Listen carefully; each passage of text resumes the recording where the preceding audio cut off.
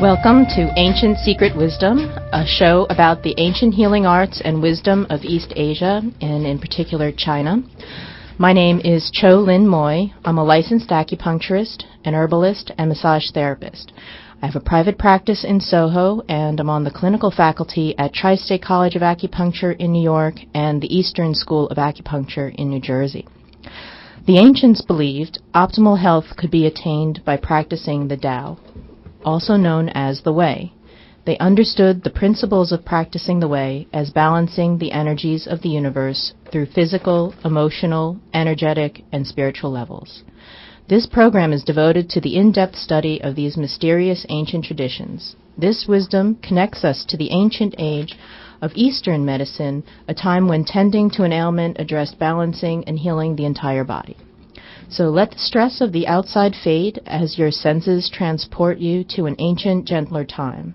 I will be your guide on this journey of exploration into the wisdom of Chinese medicine and how it can help you discover your optimal state of well-being.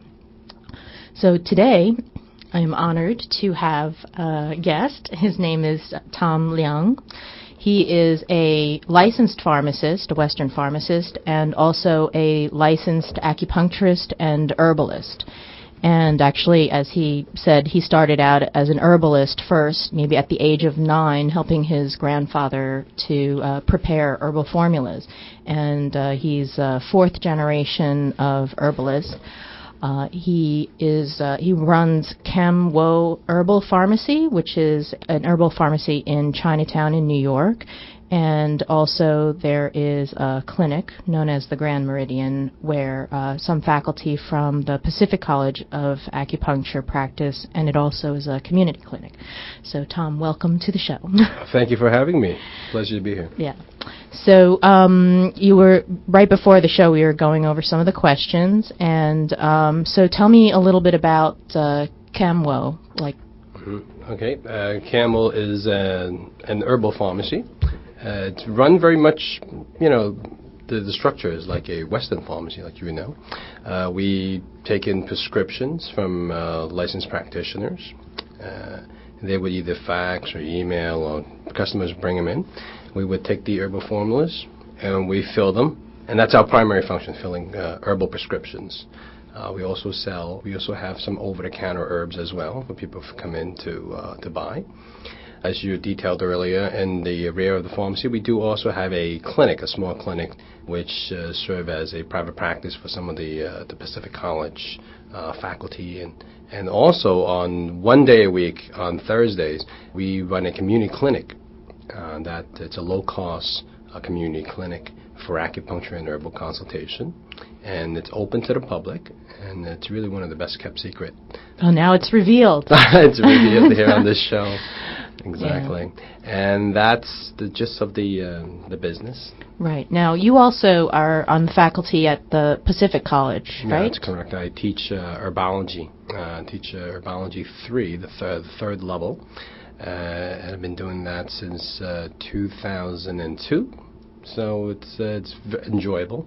And I think we have a lot of bright students graduating. Yeah, a lot of people that are getting that knowledge. Now, so you are fourth generation, right? And I know that you didn't start out as on your chosen career path, let's say, to go into the family business. Mm-hmm. So tell me a little bit about what kind of led you to, be back in TCM. It's a funny story.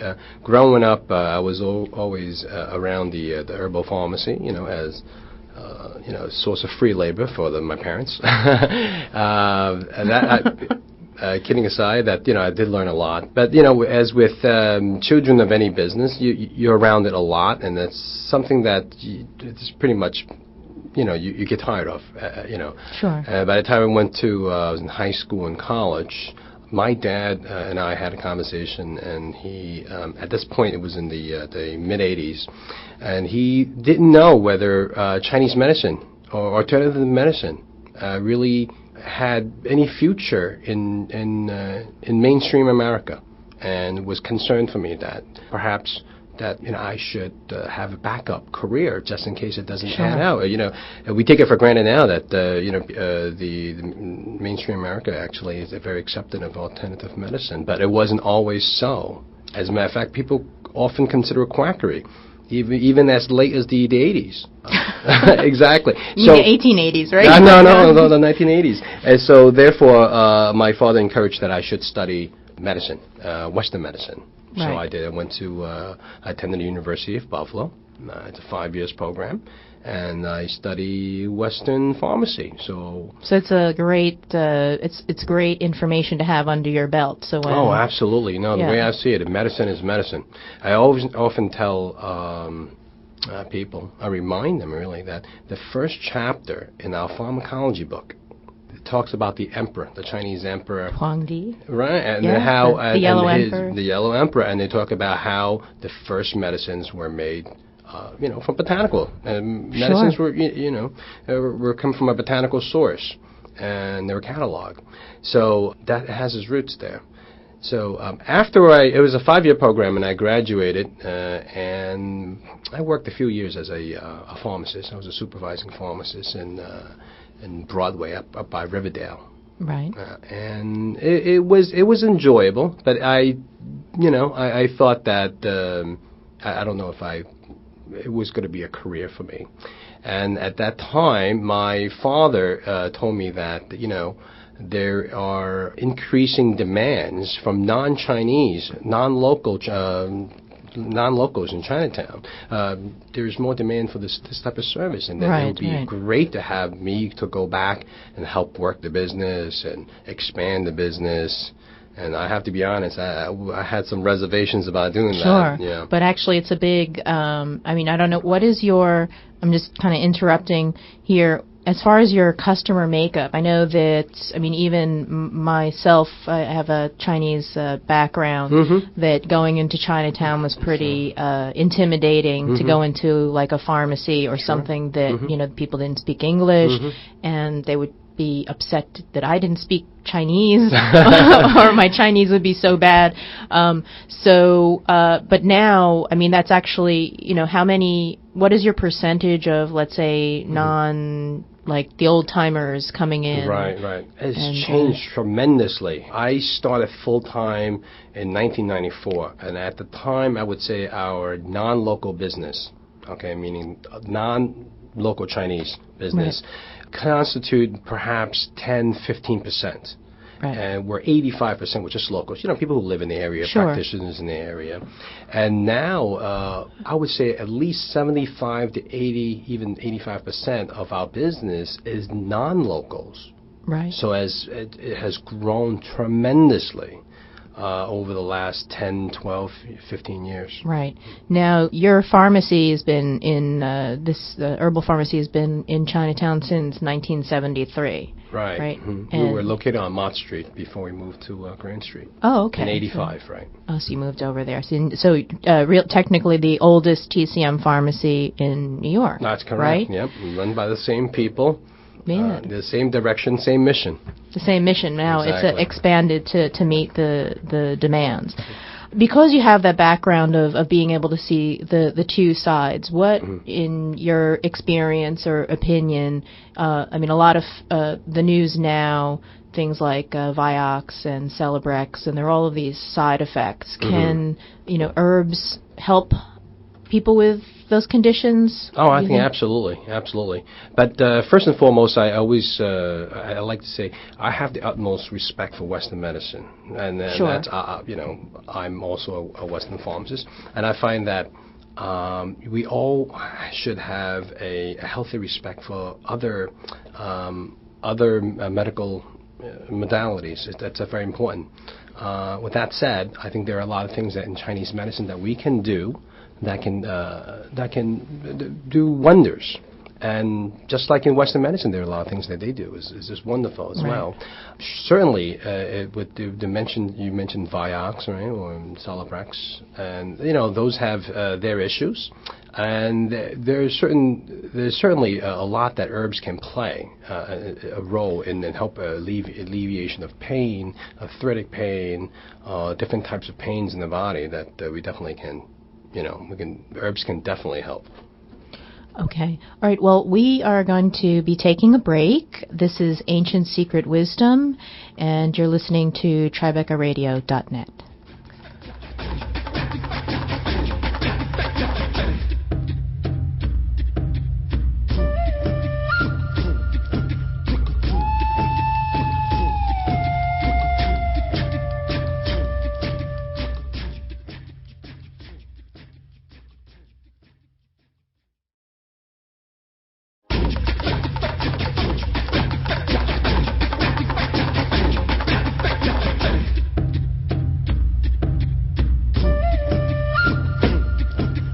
Welcome back to Ancient Secret Wisdom, a show about the ancient healing arts and wisdom of East Asia, and in particular China.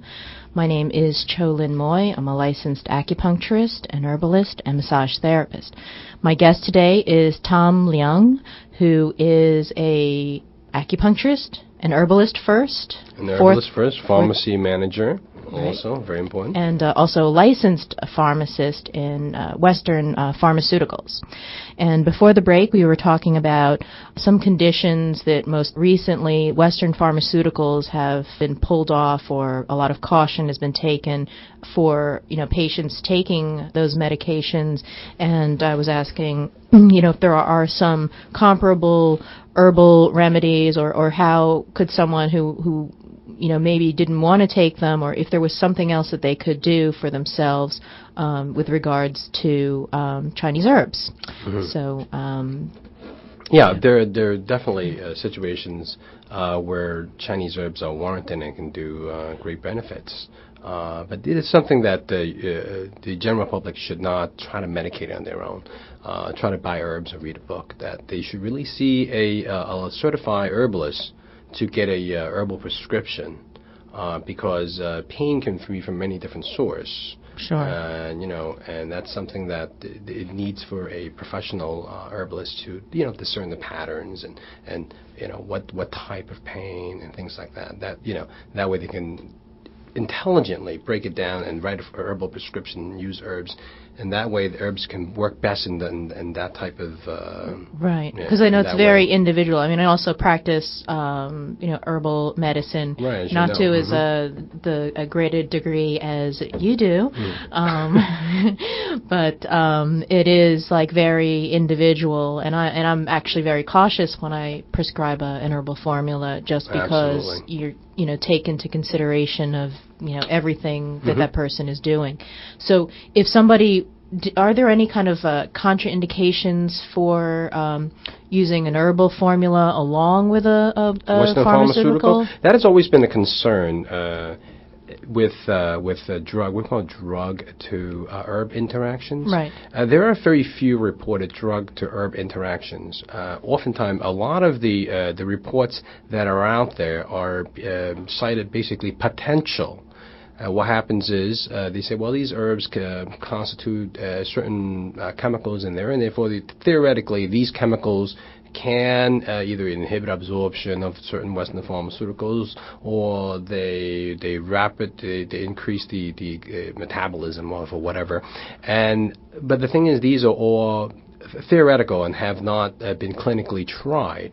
And so I must caution, the general public not to be be aware of that, but also take it into the context of it as well. Yeah, like I've had some patients that are going to undergo surgery, and let's say between, herbs, they were being prescribed herbs to help give them energy and boost their immune system, because they were going to be undergoing some cancer treatments. Correct. Or getting a mastectomy or a tumor taken out, and their doctors said, look, don't take any kind of herbal formulas, vitamins, or anything for 3 weeks before, because it will interact with what they were trying to do.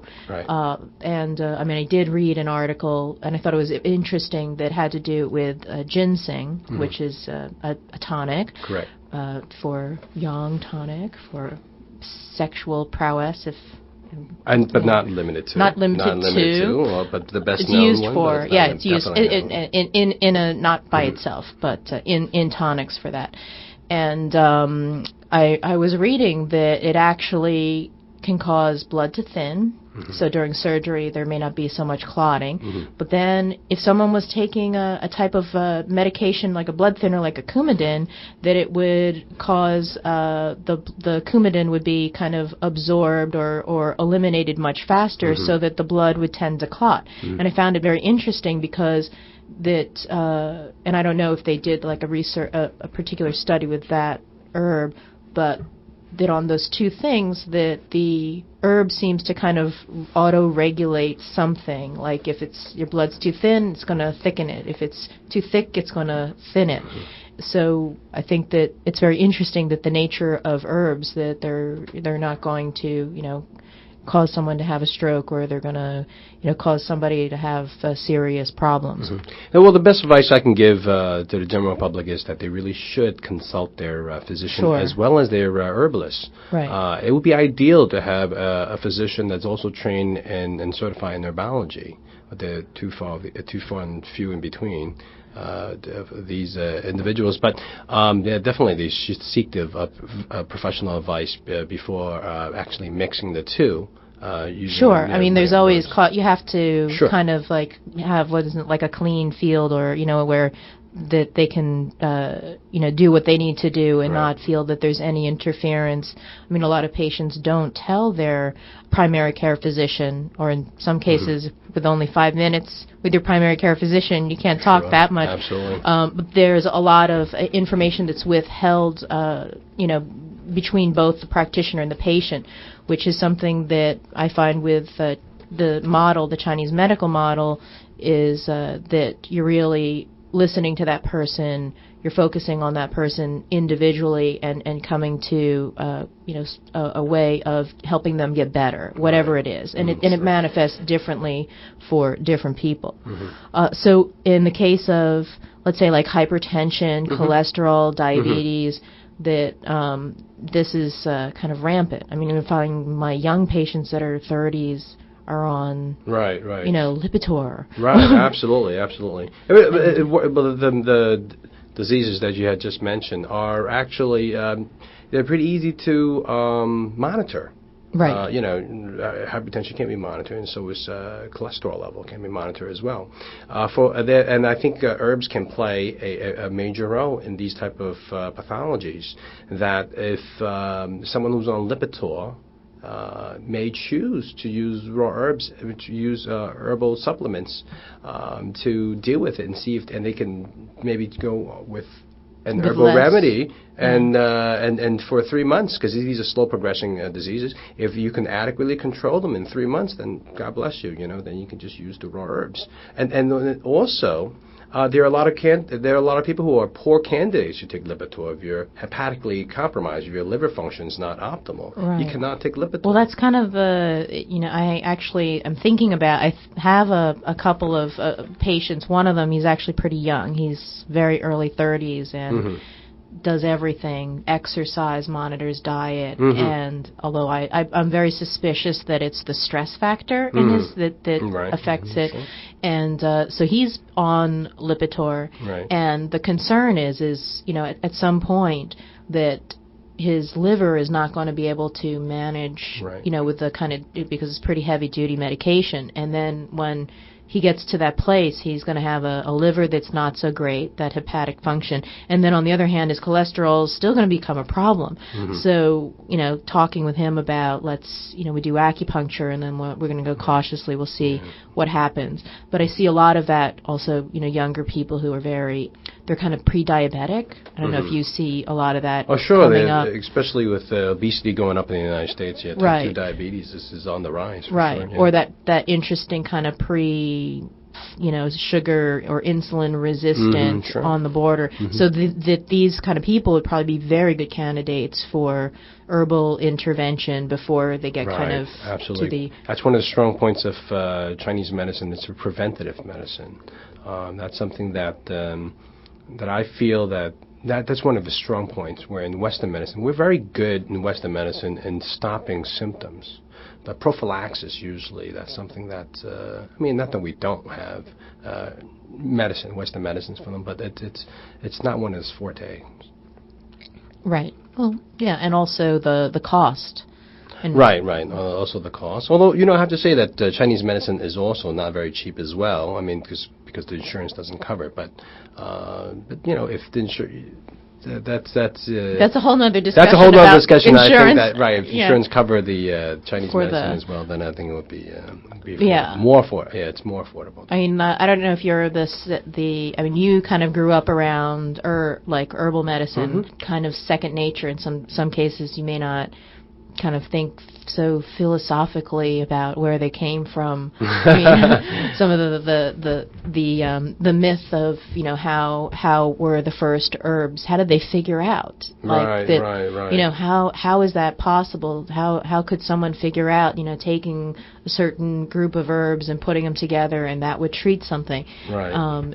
So I heard that it's rumored that there were some people that were able to kind of talk to the plants and the that would be, legend would have it, but I think, as with other types of disciplines of herbology as well, that, observation through the years, observation of animals, and also, just basically testing. A lot of the Taoists, they actually, in search of immortality, they have documented, they've tested a lot of botanicals in search for that. Yeah.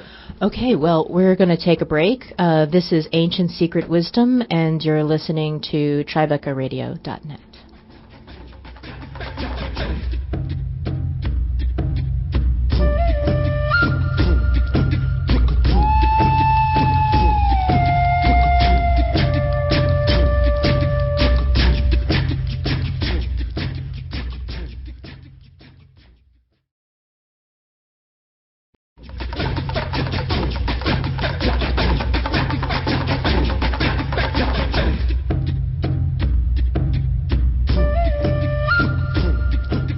Welcome back, and you're listening to Ancient Secret Wisdom, a show about the ancient healing arts and wisdom of East Asia, in particular China.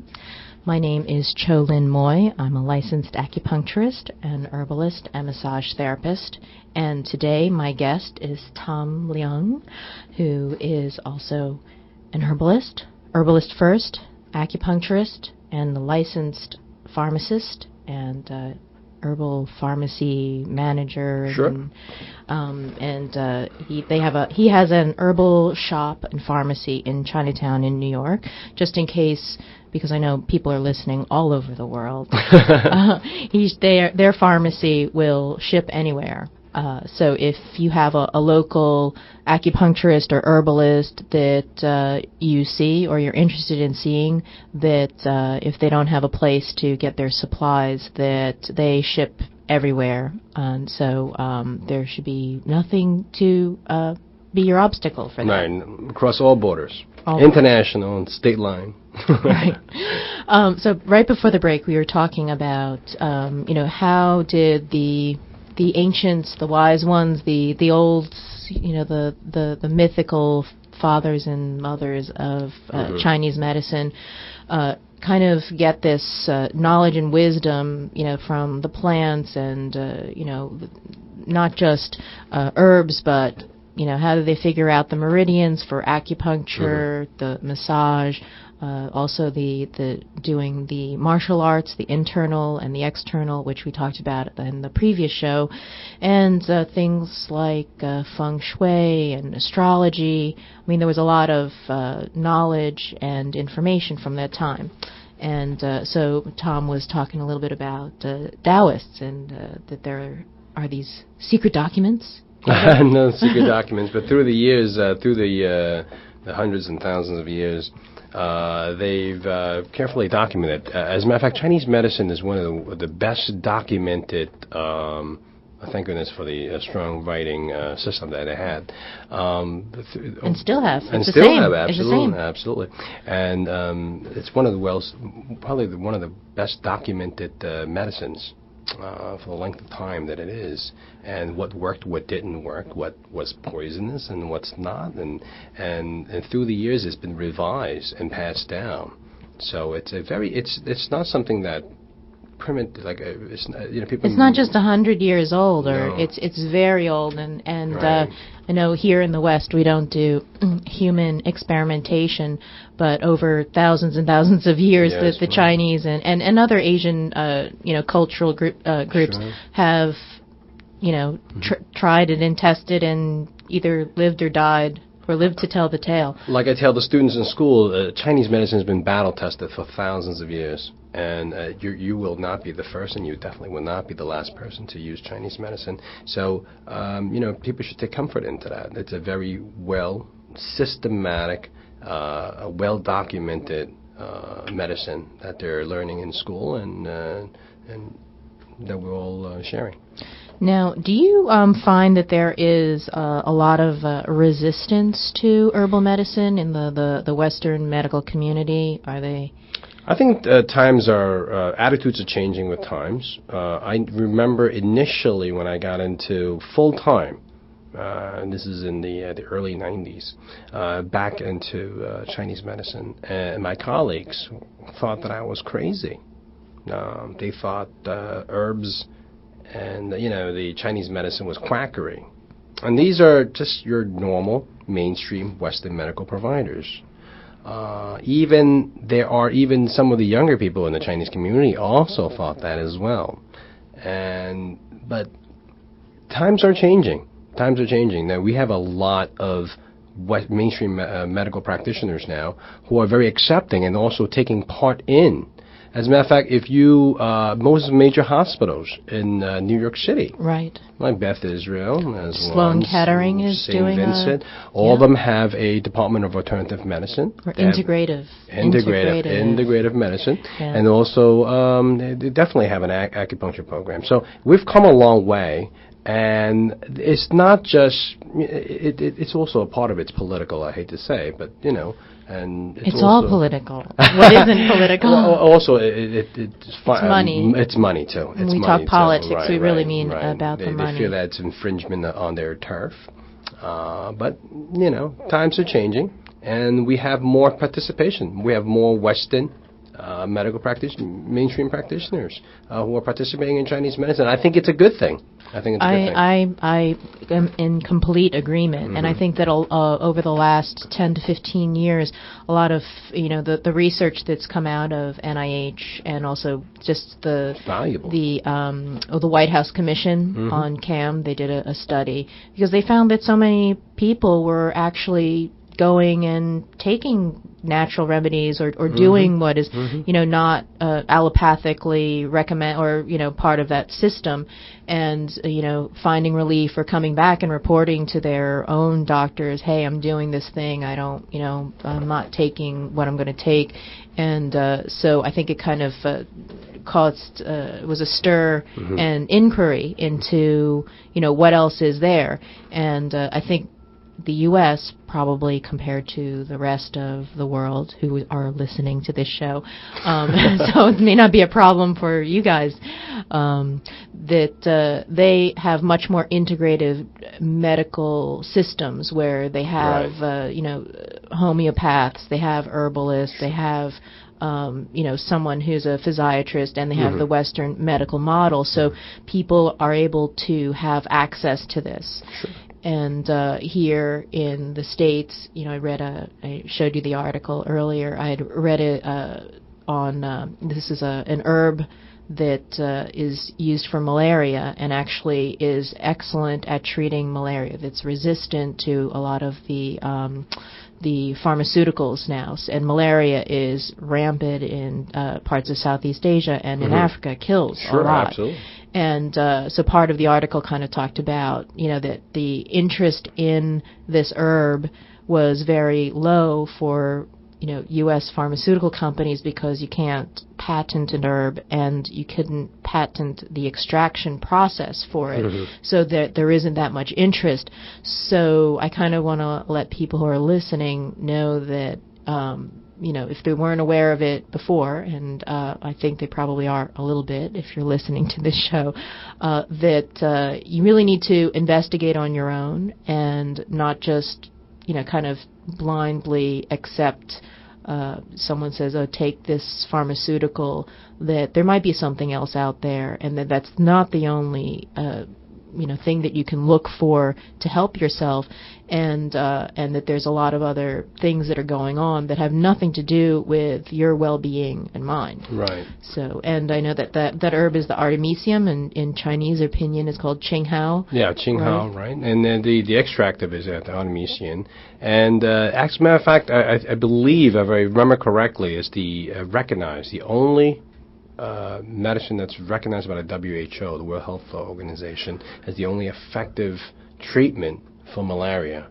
So, because the other two have proven to be resistant, the traditional pharmaceuticals. Right. And it's really, it is a shame, because there's no money to be made, and when there's no money to be made, I hate and to say it, but there's no money to be made, that certain things are just not done, and there's no incentive there. And I think it takes bodies such as the WHO and other organizations, that other NGOs, that needs to promote this and get it out there, and let that the general public needs to know about this. Yeah, well, I actually think that maybe a lot of the Midwestern farmers here in the U.S. that are being paid not to grow crops that maybe, growing, I mean, this is such a very, at its infancy, herbal medicine in the U.S., and also, organic foods and things like that. Sure. That there's a huge market for that and a demand. And with more and more, people looking for, we call alternatives in quotes,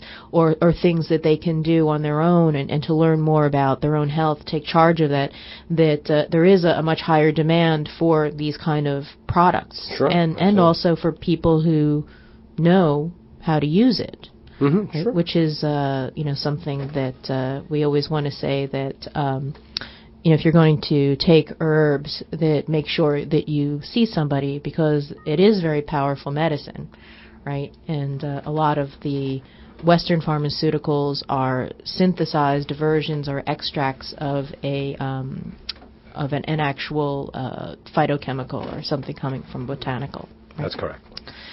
Now, as far as what do you see coming into your pharmacy, the herbal pharmacy? What do most people come into when they walk in? What are they looking for? Well, it's most of the people that come in, they usually have, it's more of a destination. They already have an existing formula they need to have filled, or their practitioner told them to pick up a certain item. There are people who come in, just peruse the store, and they do that as well. But we're a very specialized pharmacy that I often joke with colleagues that if I gave you a $50 certificate, you as in the general public, $50 certificate they come in to buy, I don't know if they would buy anything. I mean, there's anything they can buy. Well, we do sell teas. There's plenty of stuff. Teas you can buy, I suppose. All right, well, we'll talk about what they can buy when we get back from the break. This is Ancient Secret Wisdom, and you're listening to TribecaRadio.net.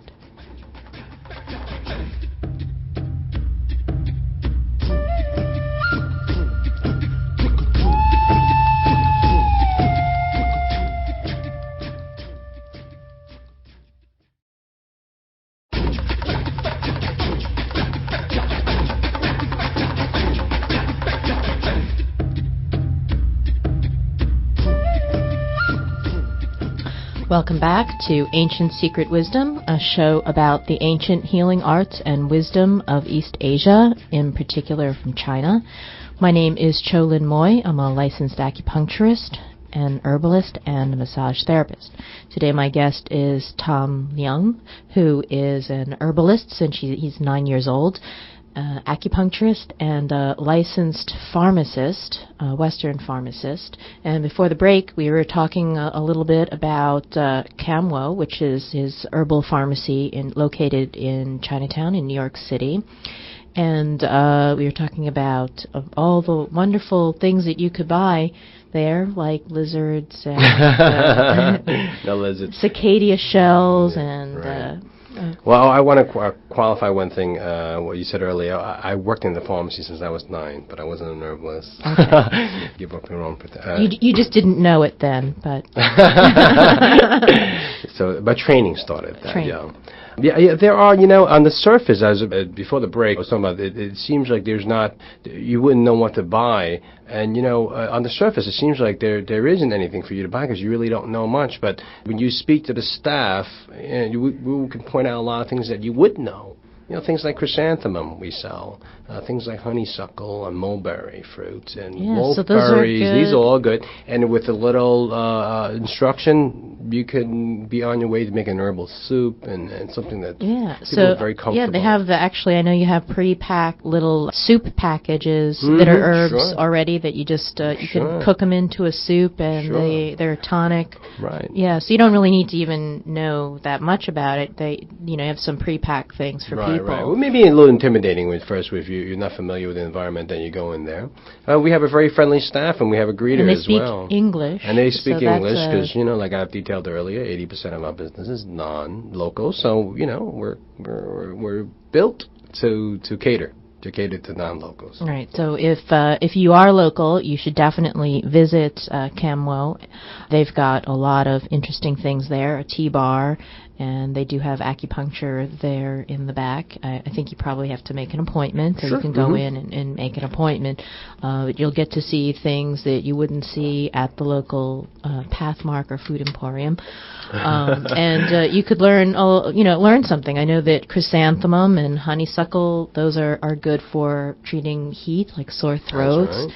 I actually will, if my daughter has a little sore throat, I have a 4-year-old, and I know you have a couple of children, I give her a little chrysanthemum tea with that, and I'll put in a little bit of the Beimu and the Gualo, which are Forsythia. Is it not the Forsythia? What is I don't know. Fritillaria. The Fritillaria and Loquat. Loquat. Yeah, and it's great for breaking up phlegm, and it tastes sweet, and she drinks it. So, good for her. Yeah, so those are some things. I don't know, do you give your children I do. And that's something that I have been in the pharmacy that we've been helping, especially in the local community, putting little simple remedies together for children. There are a lot of herbs that have either a bland taste or a sweet taste. And we put them together so they can make soups with it, and that's how we try to incorporate herbs into food. Into food, exactly. Food is medicine. Exactly.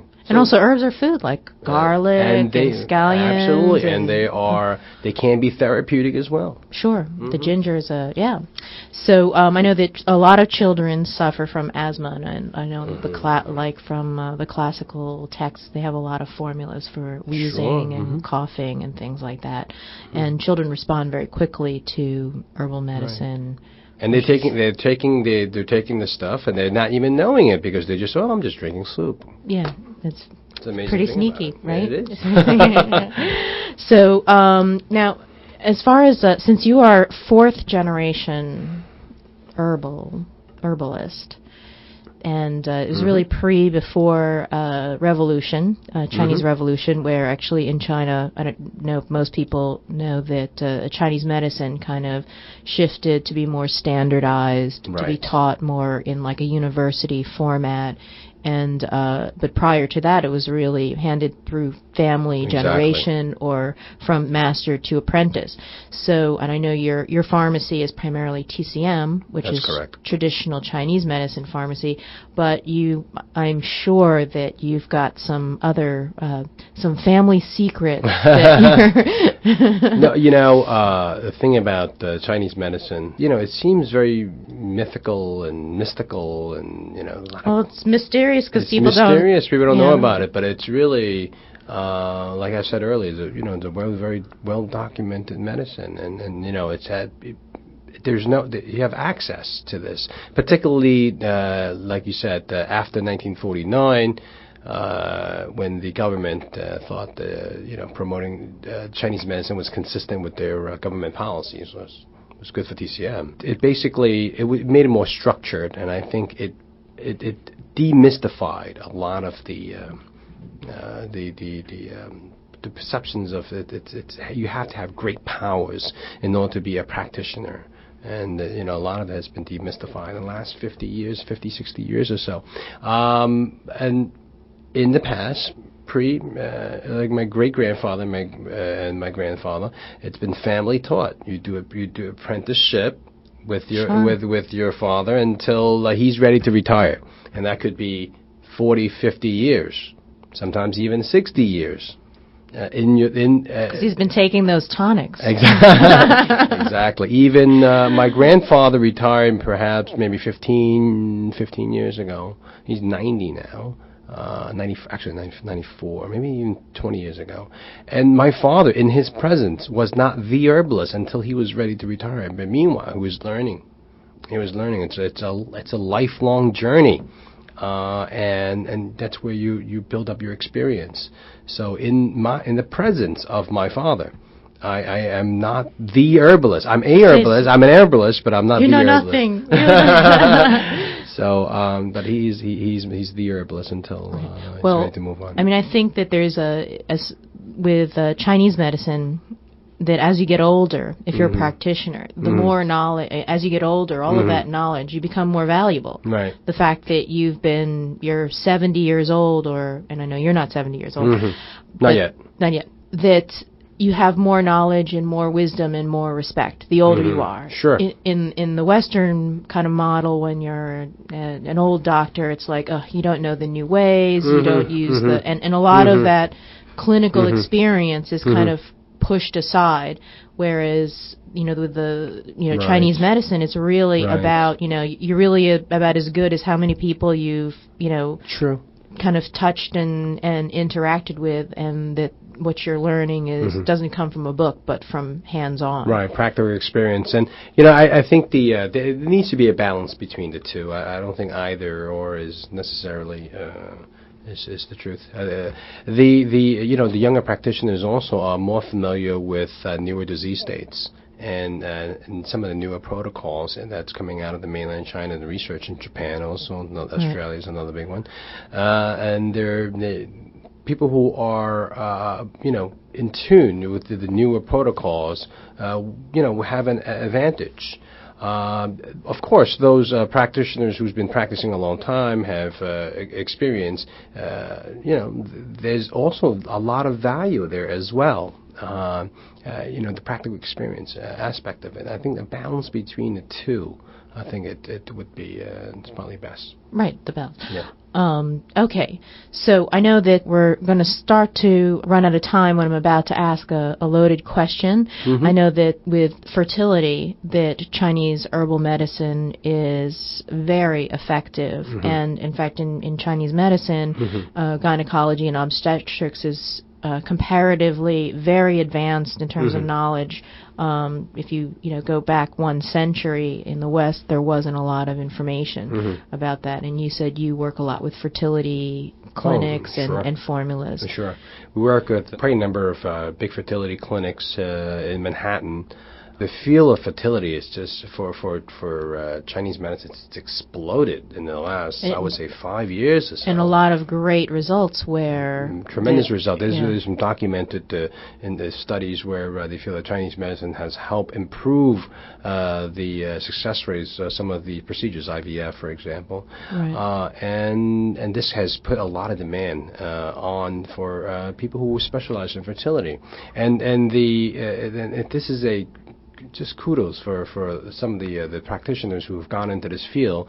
They educate themselves in the Western aspects of fertility, and they know it inside and out. But what they would do is they would employ Chinese medicine to help with facilitating that kind of exactly, and facilitating the physiology. Well, that's all the time that we have for today.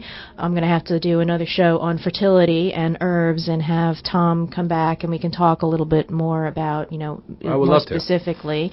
If you're interested, and hopefully you are interested, if you're local, to go and visit Camwo.